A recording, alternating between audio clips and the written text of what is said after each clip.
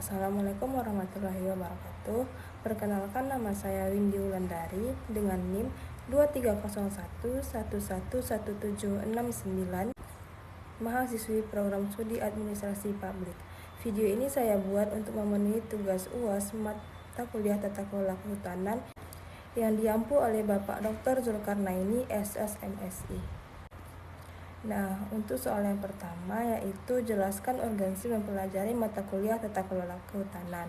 Nah, menurut saya mata kuliah tata kelola kehutanan ini sangat penting dipelajari karena hutan memiliki peran besar dalam kehidupan manusia baik dari segi lingkungan, ekonomi maupun sosial.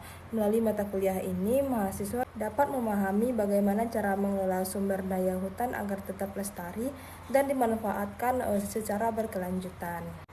Selain itu, Indonesia masih menghadapi berbagai permasalahan kehutanan seperti deforestasi, kebakaran hutan ilegal, dan konflik lahan.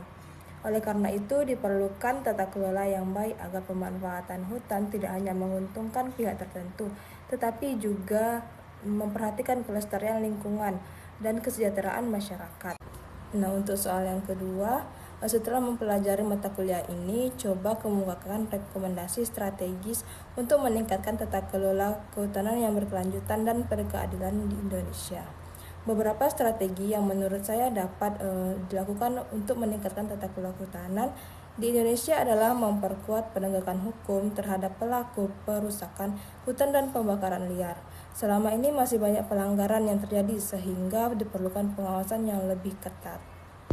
Selain itu, pemerintah juga perlu meningkatkan keterlibatan masyarakat lokal dan masyarakat adat dalam pengelolaan hutan. Masyarakat yang tinggal di sekitar kawasan hutan seharusnya diberikan kesempatan untuk ikut menjaga dan memanfaatkan hutan secara legal dalam program perhutanan sosial. Pemanfaatan teknologi juga perlu ditingkatkan.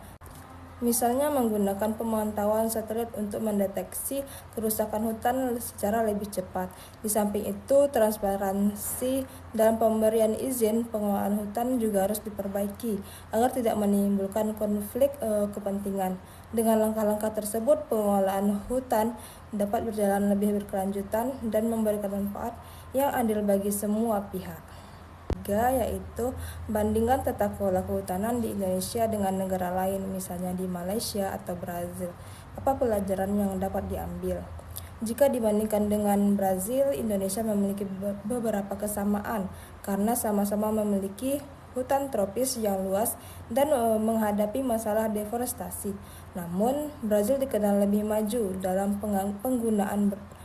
penggunaan teknologi pemantauan hutan melalui satelit, sehingga perubahan tutupan hutan lebih diketahui dengan lebih cepat. Sementara itu, Indonesia memiliki keunggulan dalam pengembangan program kehutanan sosial yang memberikan akses kepada masyarakat untuk ikut mengelola kehutanan hutan. Walaupun demikian, masih terdapat berbagai tantangan seperti konflik lahan, kebakaran hutan, dan lemahnya pengawasan di beberapa daerah. Pelajaran yang dapat diambil dari Brazil adalah pentingnya pemanfaatan teknologi dalam pengawasan hutan dan konsistensi dalam penegakan hukum. Sedangkan Indonesia perlu terus memperkuat partisipasi masyarakat, meningkatkan transparansi kebijakan, serta memperbaiki koordinasi antar lembaga agar tata kelola kehutanan dapat berjalan lebih efektif dan berkelanjutan. Sekian yang dapat saya sampaikan, lebih dan kurang saya mohon maaf. Saya tutup. Wabillahi taufiq wal hidayah. Wassalamualaikum warahmatullahi wabarakatuh.